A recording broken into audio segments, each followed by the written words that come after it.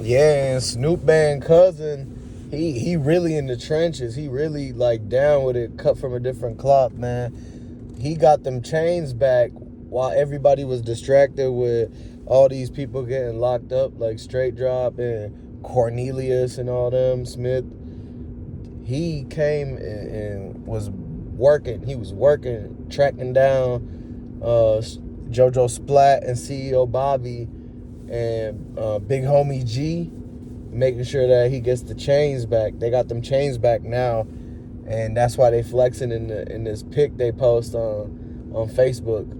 And you, cause his cousin don't use IG and everything like that, cause that's how Straight Drop and them got busted, was using IG going live. His cousin is straight. He really a street cat. Like, he's still in the street, so all he still know about is Facebook. That's what everybody started on. He ain't doing he not famous, bro, so he don't want to be out in the forefront like that. Like Yo Gotti them got millions of subscribers on Instagram. We need not to even, you feel me, like, go in on Yo Gotti for the simple fact that they got the chains back. You feel me? Some justice been done. Yeah, and Snupe Bandz cousin, he's 34, so he's not a rapper, so they didn't know he was his cousin. He was in the streets, and they thought he was like linking up on some business or something like that, like to do some kind of move with this little store they got up on their neighborhood. But he ended up getting the chains back. He got them to agree to link somewhere and to be dripped out, basically. That's the only way JoJo Splatnam was able to give up the chains. JoJo Splatnam knew that them chains ain't belong to them. JoJo Splat knew that the chains the only thing that connect them to Makita's CMG Yo Gotti. Yeah, and when Snupe Bandz cousin said that he could make the music video for them, they came with the chains on. It was easy for him to get it. He outsmarted them. But basically, since he older and stuff, he's 34. He don't use IG. He stayed with Facebook. You know how old heads and OGs, they just use Facebook. They're not with the new what the new cast use. Like, they're not on TikTok, nothing like that. No, they try to keep everything short. Mm-hmm. You feel me? Yeah. Like, you gotta look at the fact that Yo Gotti didn't want Young Dolph family. He ain't want Young Dolph cousin. He ain't want Young Dolph little homies. None of them to even really run around Memphis and, like, run under the king, which was Young Dolph. You feel me? He didn't want them running around doing what his little homies doing, because that was gonna cause friction and a bigger war than it is now. You feel me? Right, exactly. But he didn't expect that Dolph people had all this family and stuff that none of the ops and stuff knew about. And so now they coming out and being like, man, we finna ride for our people and stuff. And they got inspired by Dolph. And so they coming out and helping Snupe Bandz, helping Key. If they need something, if they need to drop on somebody or fix something, yeah, they're gonna come through. That's the main reason why Young Dolph's lawyer said that the case will be solved and Makita's will come to justice. You know what I'm saying? Like, you gotta look at the fact that it's an ongoing case, bro.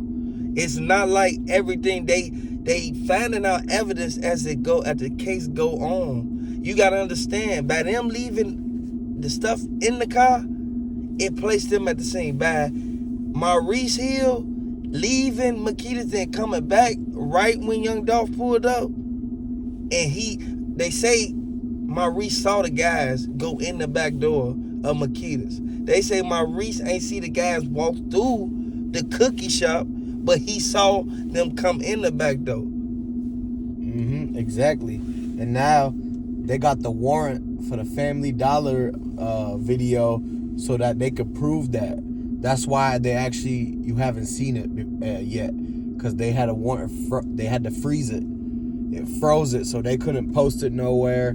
It had to be in their hands.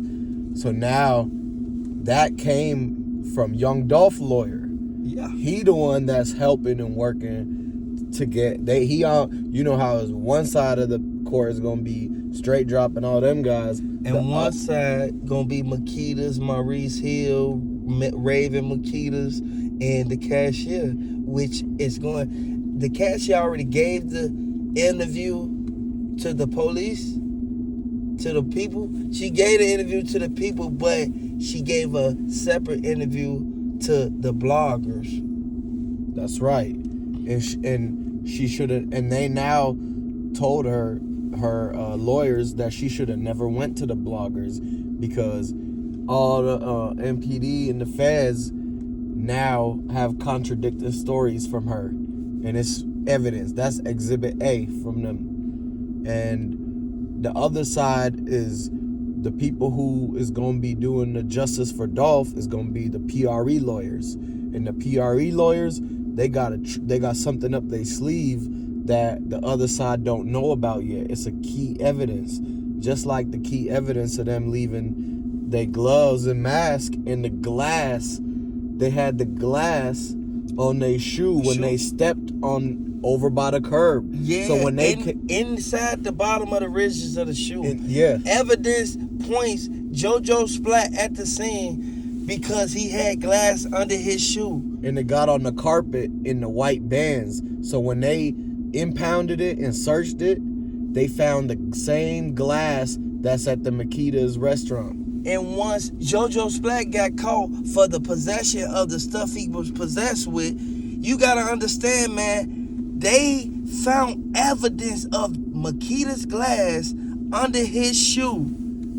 And in the white bands. And in the white bands, in the back seat, as if he hopped in the car, jumped over the seat, and so they can ride, because he had the moves on, he had the bangers on him. So CEO Bobby threw the banger in the back to JoJo Splat. JoJo Splat hold the bangers while they drove off from the scene, when dude with the dreads who came out of Makeda's ran out there and tried to bust off some shots, but he didn't bust nothing. No, exactly. So they messed up. How did the shots get in the back window if he never busted? Boom, period. And the security guard and everything is proven he never tried to hit the white bands on their way out. Because when you see that video where they towing it out that house that they left it at, no hole in it. No holes. So nothing. They not finna get the windshield or the back windshield fixed on no car that they finna throw away. They rolled the window down to make it look like it got hit. When you look at it, you're gonna see that the window got rolled down, but it didn't actually get hit. Because if it got hit, you would know. But the thing is that the glass is from their shoes. The glass mixed in, because it was a few pieces of glass they found from the window of the Benz, but the other pieces made them kind of suspicious. They sat back and they said, you know what? Wait, hold on. This is a different fragment from a different location. This is a different glass. So they placed one of the glass on a microscope. Once they put that glass on a microscope, it showed it was from Makeda's. And the other glass from the bench, it was darker. It showed that it came from a window, bro. Yes, so the bands never had the window broken. Because when they looked and seen the glass on the ground, they said that's not auto glass. That's commercial building glass. So bands got special type of windows. So they could easily tell the difference. That's why they took it to the lab, and the lab verified it's the same glass as the other evidence from the Makeda's glass where Dolph's arm was hanging out from. Yeah, and a lot of people speculated that, how they're gonna identify and connect JoJo Splatter's CEO Bobby for being inside Makeda's, even though when they ran up, shaking the Drakes, when they ran up, they never stepped on glass, but it was glass on the ground, as you can see that it was coming out, while Young Dolph was right there. That means the glass was already busted out before they hit it. That's how they stepped on it. Because it's no way you can bust at the glass and then you run and step on the glass. Y'all didn't run up that close. Y'all didn't have Right. that. They didn't run up that close to do that. The glass had to be there first for them to step on it. the glass. The glass can't come and go underneath your foot when you already standing there. Or when you busting, the glass can't ricochet And back at you. and under your feet. Exactly. So see, look, we putting it out there for y'all now, so clear that it's all getting connected together. The planned out, the whole scene. The whole scene where JoJo Splat, he knows that they questioned him, and I'm gonna say it anyway. It's classified information, but I'm gonna say it anyway. JoJo Splat knows for the simple fact that when he caught that first case, that was a warning. The case that they questioned him on, that was the case of the Young Dolph case. They was questioning him on Young Dolph and the glass in the shoe. When they locked him up, they told him to take one shoestring out of the shoe. When they lift the shoe up, glass fell.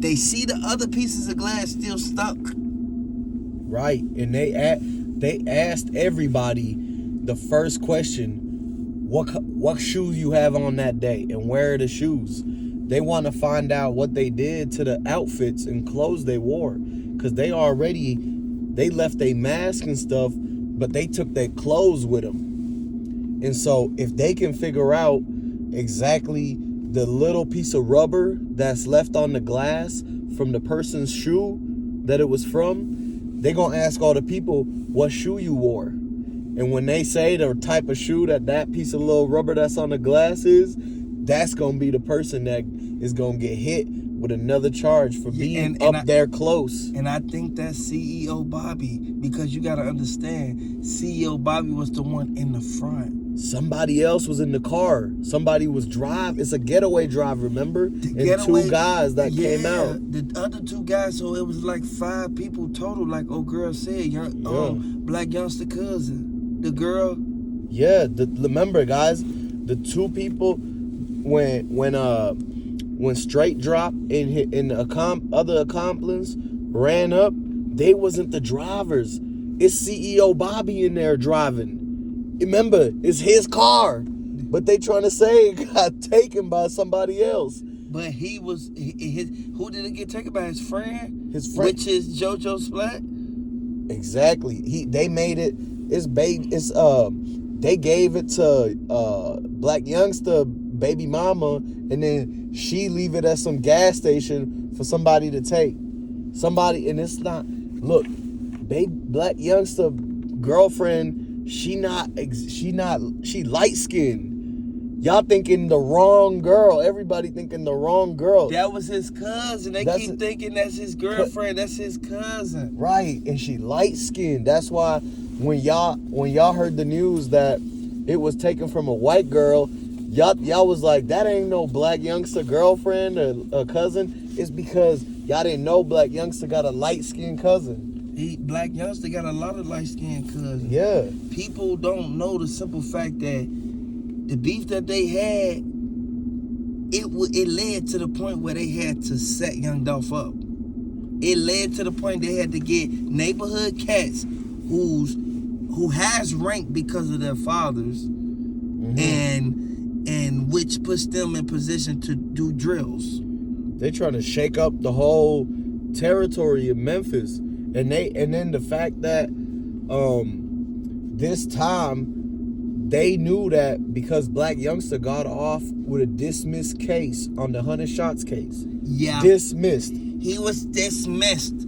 After the case was dismissed, one thing that you saw was Yo Gotti posting videos on the jet, having a Black Youngster sign a document stating that he won't tell who did the 100 shots. Exactly. And there's going to be a Young Dolph documentary coming out where we're going to cover the 100 shots, the Makita's cookies, and the Straight Drop everything that has happened basically in the last few years with this whole beef. And we're going to put it on there so we can get justice for Dolph and get people to know what really happened. Because it is a mystery from some point of view. The people like us, we know, we have detailed information, we have insider information that results in us letting you guys know the next things that's occurring and the things that's already happened. Young Dolph was a really good person. Yo Gotti hated that. Young Dolph gave back to a lot of people. You have to understand. The beef escalated. Makitas was the only people who can get Young Dolph because they knew Young Dolph for longer than Yo Gotti.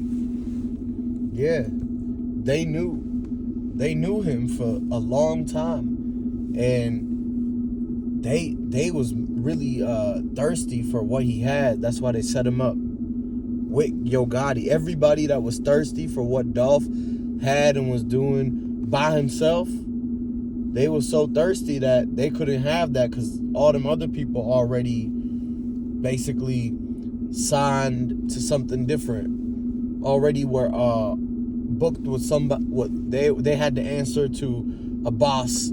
It's either you was gonna be 3-6 Mafia or CMG. That's exactly. the only two ways you could have went in Memphis. But Dolph found a way to make his own path, and that's what everybody was jealous of. And his own path, business, life, personal, and everything. So they couldn't do that. So that's why Straight Drop wanted to get back at Young Dolph by asking Yo Gotti CMG, is it all right if we take his chains and have someone in Makitas that we know closely to get the drop on them? Because that was the only way he was going to be able to do it if he had an inside connection. It's no way you're going to walk up with gloves and a Drake in Memphis without an inside connection. In broad daylight. In broad daylight. And 2 doors down from the police station. In Family Dollar. Yes. So look, obviously we know that it was all planned, and so we're gonna prove it to you. Damn. Because we're gonna get the phone, our trusted sources, our sources that have the critical details are gonna get the phone records of Snupe Bandz and Dolph phone call and the phone call from Makitas and everything. Hey, boy.